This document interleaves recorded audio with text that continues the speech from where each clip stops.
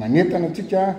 atsika mianakavy zay salasala zay niresaka tamiko sao dia mahatenany tsisy mahatsotsony fa andao hotrony ny député zay nividininareo andao mbo atony zay député enina mianada satria ilaza ny tena marina zay mako ny tena iedivana teo avetsavero tsy amelanay amin'ity zavatra io anao tatitra hita daholo zay tatitra zay tao anatiny tamin'ity taon'ity zay nivirina teny MCSIS tao Tsimbazaza io hitanareo ny tena marina ary zay tena zavatra io tsy amorona na andaingy ohatrany zavatra lazany fa zava-marina no tena hompitsirina eo daholo ary tena mivoana zay ary tandremanay araka nanaka Andriamaso ny zavatra hoteneninay eo ary zay koa dia niona tamin'ny préfet Antananarivo zay efa dasy ny tany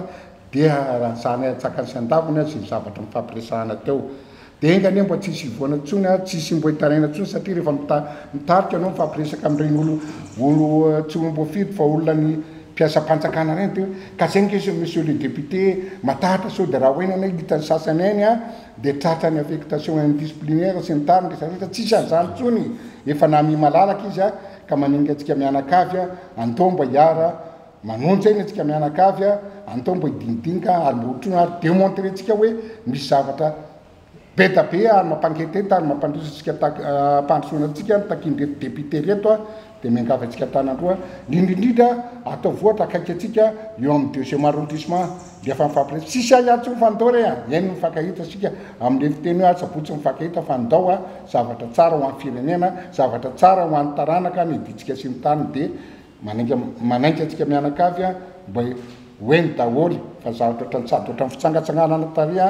no eno tatitra mahafinaritra sady mahasoary ho avy nyity firenena ty atsika mianakavy dia zay ny zavatra teny ataony député nareo dia manainga atsika na ny député na ny eto amin'ny 6e arrondissement na ny any Antsirabe na ny any Fianaratsoa tongava rehefa tonga eny an-dalana aza miverina tsoa tsisy miaramila tsisy zavatra ambambana tsony eny an-dalana fa dia malalaka ny lalana tompoko fa atsika ny sehatra atsika ny zavatra rehetra dia zay nisoana engany mbo tanteraka tsomatsara zavatra ataontsika sy rapitso